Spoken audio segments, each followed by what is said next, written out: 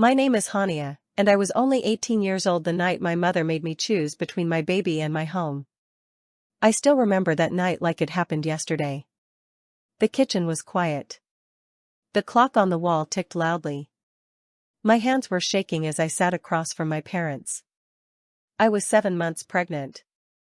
Scared. Confused. And completely alone. My mother looked at me with cold eyes and said something I will never forget. Choose. I stared at her. She folded her arms. Either give that baby away, or leave this house. At first, I thought she was angry and would calm down later. She didn't. She meant every word. I looked at my father, hoping he would say something. Anything. But he just stared at the table. My younger brother Nathan stood in the hallway watching everything happen. Nobody defended me. Nobody stood up for me. Nobody said, "She's still our daughter." My mother already had a plan. There was a couple in another town. She wanted me to give my baby to them the moment he was born. Then she could pretend none of this had ever happened. No embarrassment. No questions. No shame. Just silence. But I couldn't do it. This was my child. My baby. I loved him before I had even seen his face. I won't give him away, I said. My mother narrowed her eyes. Then get out. Just like that. No second chance. No discussion. No kindness. I packed my clothes into an old duffel bag while my mother stood in the hallway watching. She kept talking about how I had ruined my future. How I had embarrassed the family. How I was making a terrible mistake. Each word hurt more than the last. Outside, the October air felt freezing. I stood on the porch holding my bag. I had nowhere to go. No money. No plan. Nothing. For the first time in my life, I understood what abandonment felt like. It felt cold. It felt lonely. It felt like standing outside your own home while the people who were supposed to love you shut the door. Then headlights appeared in the driveway. A familiar truck pulled up. My grandmother. Margaret. She rolled down her window and looked at me. "Get in," she said. No questions. No lectures. No judgment. Just 3 simple words. Get in. I climbed into the truck and started crying. Not because I was weak. Because somebody had chosen me. My grandmother drove me to her farmhouse on Route 9. The old white farmhouse sat quietly beneath the stars. It wasn't fancy. It wasn't big. But it felt safe. When we got inside, she handed me a small brass key attached to a bright blue ribbon. "This opens my door," she said. "Whenever the world shuts theirs, use it." I still have that key today. For the next 20 years, that key never left my side. Not once. Life wasn't easy after that. My grandmother didn't spoil me. She didn't let me hide from reality. Instead, she helped me become stronger. I worked at a diner. I attended community college. I studied while exhausted. When my son Wyatt cried at 2 in the morning, Grandma would rock him to sleep so I could finish homework. When I wanted to quit, she wouldn't let me. She believed in me even when I didn't believe in myself. Slowly, life changed. I transferred to a university. Then law school. Then I became a lawyer. Years later, I became a prosecutor. Everything I achieved came from hard work. Nothing was handed to me. Not once during those 20 years did my parents contact me. No birthday cards. No phone calls. No visits. Nothing. They never met Wyatt. Never asked about him. Never cared. My son grew up without grandparents. At least without those grandparents. Because Grandma Margaret loved him enough for all of them. She attended every school event. Every graduation. Every important moment. When Wyatt graduated high school, she sat proudly in the crowd and clapped louder than anyone. She was always there. Always. Then one Tuesday morning, everything changed. My phone rang. The call came from Hartwell. My heart sank immediately. Before I even answered, I knew. Grandma was gone. The drive to Hartwell felt endless. 2.5 hours of empty roads. 2.5 hours of trying not to cry. When I reached the farmhouse, everything looked exactly the same. The porch still leaned slightly to one side. The white paint had faded. The garden still sat beside the house. Everything looked normal. Except it wasn't. The house felt empty. For the first time in 20 years, my safe place felt lonely. I unlocked the door using the brass key. The same key. The same ribbon. The same promise. Inside, the house still smelled like Grandma. Lavender. Coffee. Old books. I stood there for a long time. Just breathing. Trying to imagine a world without her. Then I started handling everything that needed to be done. Funeral arrangements. Paperwork. Phone calls. I stayed busy because busy people don't have time to fall apart. And honestly, I couldn't afford to fall apart. The only person who had always caught me when I fell was gone. A few days later, I met with her estate attorney. His office sat above a hardware store. The old air conditioner rattled constantly. The lawyer, Howard Pute, handed me a thick binder. Margaret was very specific, he said. I opened it and started reading. Almost immediately, I realized this wasn't a simple will. It was a trust. A carefully planned trust. Everything had been organized years ago. Then I reached the important section. My eyes widened. The farmhouse belonged to me.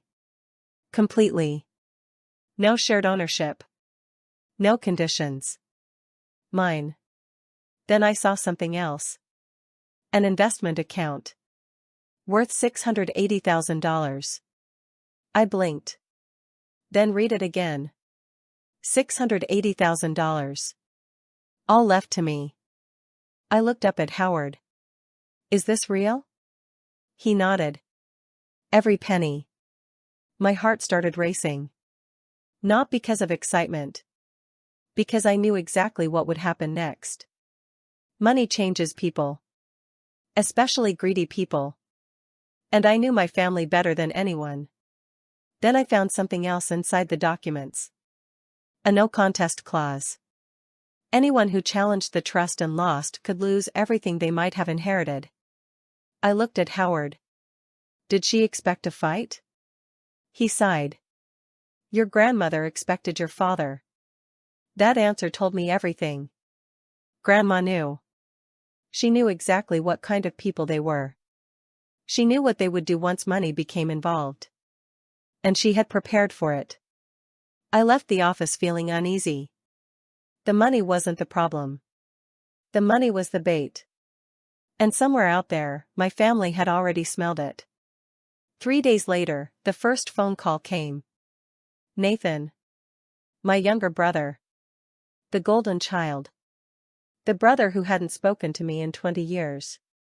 The brother who never once asked about Wyatt. The brother who watched me get thrown out and said nothing. Now he suddenly wanted to talk.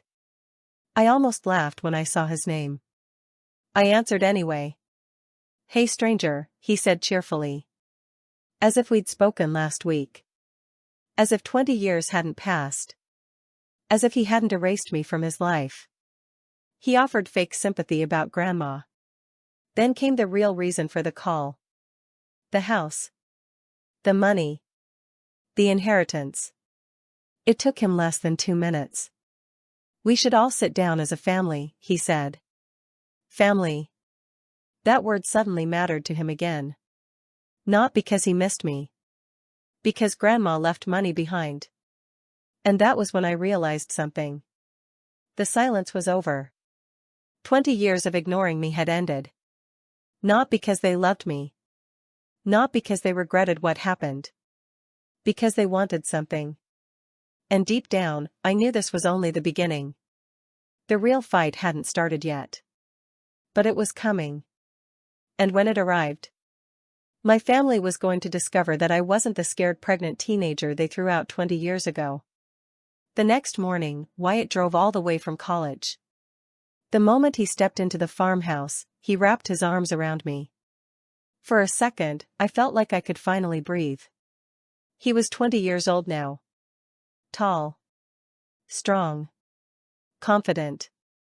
Everything my mother had said would never happen. Everything she had wanted me to give away. "We're doing this together," he said. I smiled through tears. Together.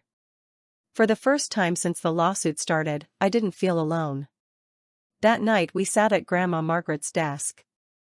The old brass key rested beside the thick folder of evidence. Wyatt picked it up and turned it in his fingers. "You know," he said softly, "this key kind of saved everything." I looked at him. He was right. Grandma had known exactly what she was doing. She hadn't just left me a house. She had left me protection. She had left me proof. She had left me a way to fight back. And soon, everyone would see it. The days leading up to court were surprisingly quiet. Too quiet. My family seemed completely confident. A cousin sent me a message. Nathan had been bragging to everyone. He was already talking about selling the farmhouse. My father was telling relatives the money would be there soon. My mother was acting like the court hearing was just a formality. They believed they had already won. The funny thing was, none of them had bothered to learn anything about me during the last 20 years. To them, I was still 18. Still scared. Still pregnant. Still helpless. They had no idea who I had become. They never bothered to find out. And that mistake was about to cost them everything. 2 weeks before the hearing, their attorney sent a settlement offer. I read it twice. Then I laughed. The proposal said I should give up the farmhouse and split the money. In return, they would drop the lawsuit. It was written like they were doing me a favor. Like I should be grateful. Like I should feel lucky. I folded the letter. Then I wrote 4 simple sentences. I declined. The trust was valid. The lawsuit would be defended. The no contest clause would apply. I wished them well. That was it. No anger. No threats. No emotion. Just facts. Because I had learned something long ago. You don't negotiate with people who believe your kindness is weakness. A few days later, I met Howard again. We sat in his tiny office above the hardware store. He explained the no contest clause one more time. "If they lose," he said, "they lose everything your grandmother left them." I nodded. "And?" Howard sighed. "The judge may also order them to pay part of your legal costs." For a moment, neither of us spoke. Then Howard smiled. "Your grandmother was a very smart woman." I laughed softly. That she was. A week before court, my mother asked to meet me alone. Against my better judgment, I agreed. We met in a diner. The same diner where I had worked years ago. The same diner where I had struggled to survive while raising Wyatt. My mother sat across from me. For once, she looked nervous. She stirred her coffee. Then she said something I never expected. "When I was 17, my parents forced me to give up a baby." I froze. She stared into her cup. "A boy." My heart skipped. She continued quietly. "They took him away. I never saw him again." For the first time in years, I felt sympathy. Real sympathy. Maybe this was the reason. Maybe this was why she had treated me the way she did. Maybe she couldn't stand seeing me keep my child when she had lost hers. For one moment, I almost reached across the table. Almost. Then she looked up. And everything changed. You got to keep your baby, she said. Her eyes hardened. I didn't. I stayed silent. Then she delivered the sentence that destroyed every bit of sympathy I had. After everything I suffered, you owe me. I stared at her. She wasn't sharing pain. She was using it. Using her tragedy as a weapon. Using it to justify stealing from me. The sadness disappeared instantly. I stood up. I'm sorry that happened to you. Her eyes narrowed. But it doesn't make Grandma's money yours. Then I walked away. And I never looked back. The night before court, Wyatt and I stayed at the farmhouse. The evidence was organized. Every document labeled. Every witness prepared. Every detail ready. The brass key sat on the nightstand beside me. I picked it up before bed. For years, I thought it only opened a house. Now I knew better. It opened the truth. And tomorrow, the truth would finally win. Court morning arrived. Hartwell County Probate Court wasn't fancy. Just a simple courtroom with old chairs and bright windows. We arrived early. Wyatt sat beside me. Ruth sat behind us. The pharmacist sat nearby. Everyone was ready. Then my family arrived. And immediately I saw the smirks. My mother smirked. Nathan smirked. Even my father looked confident. They acted like the hearing was already over. Like the money was already theirs. Nathan even laughed. I simply sat quietly. And waited. Because I knew something they didn't. A few minutes later, their attorney walked into the courtroom. Curtis Doyle. A very experienced lawyer.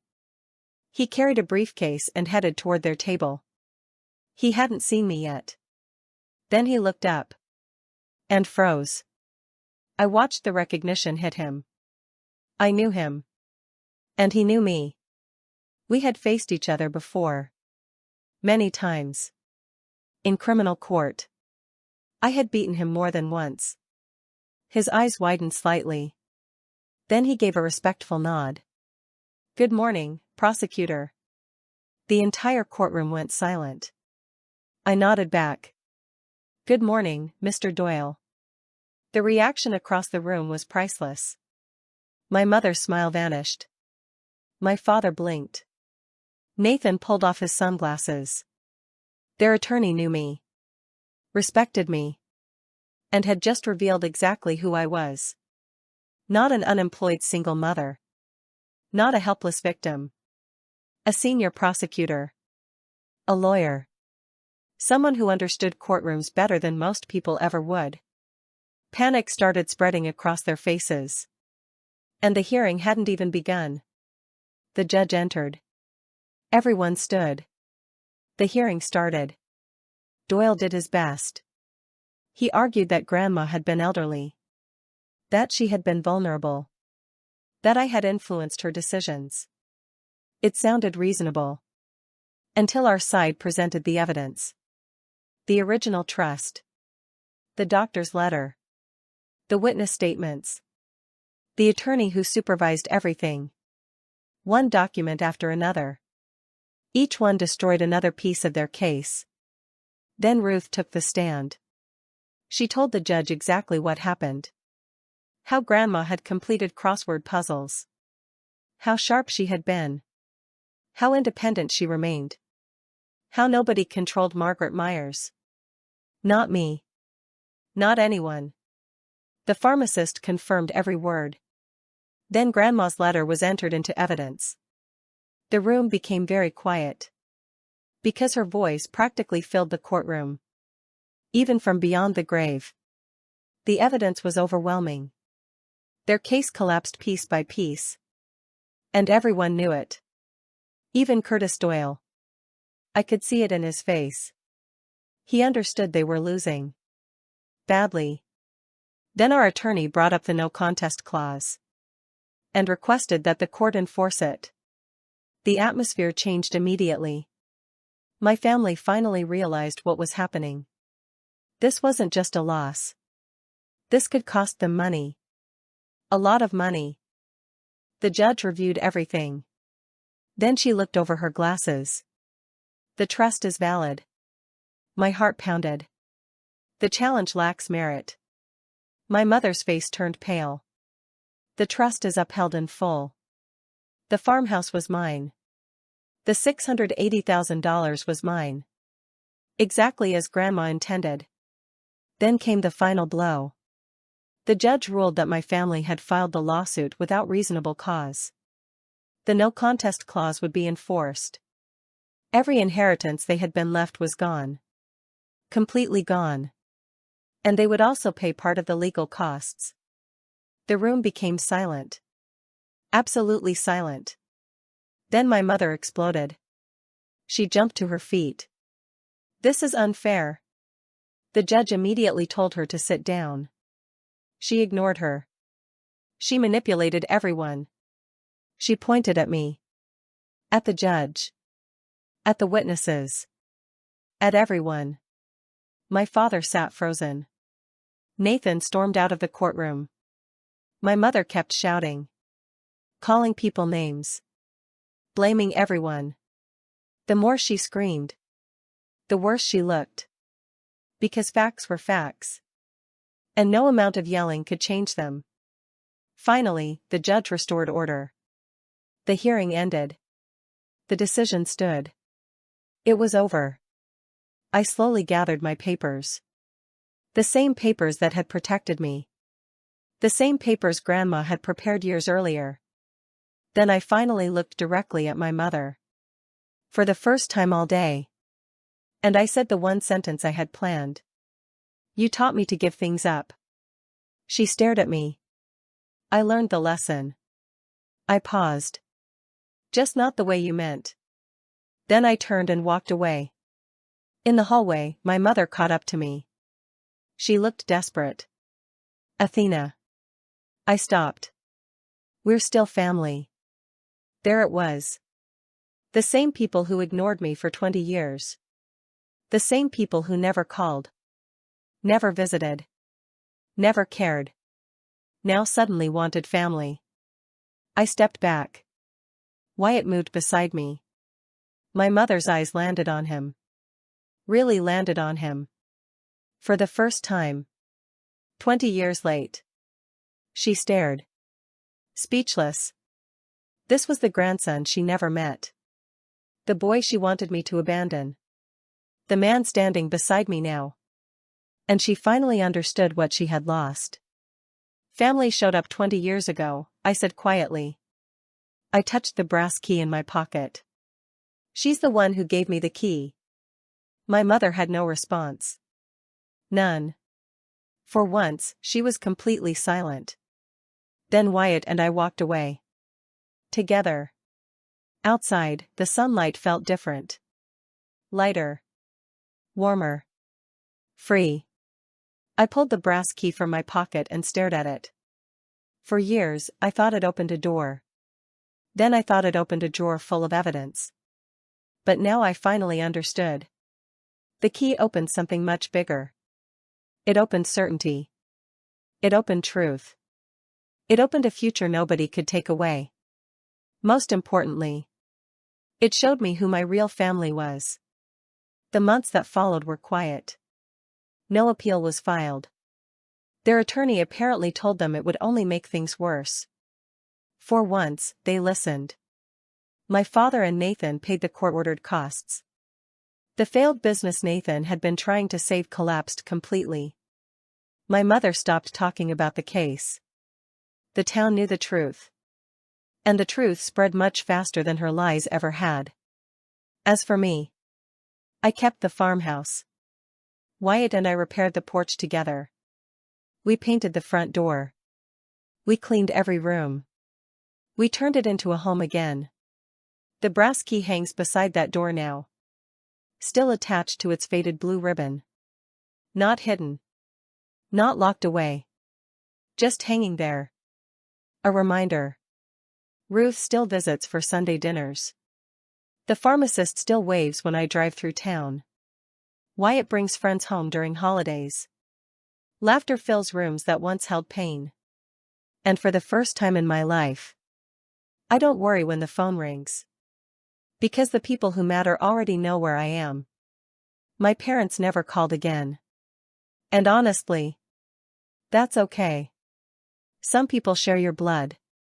Other people save your life. Only one of those deserves your loyalty. Grandma Margaret taught me that. The night she handed me a brass key.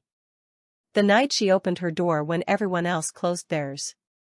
And 20 years later, that same key helped protect everything she loved. Including me. The funny thing is, the key was never really about the house. It was about knowing the difference between people who shelter you and people who leave you standing in the storm. And thanks to Grandma, I finally knew the difference. The moment she said, "This opens my door. Use it whenever the world shuts theirs." She wasn't just giving me a key. She was giving me a future. And in the end, that future won.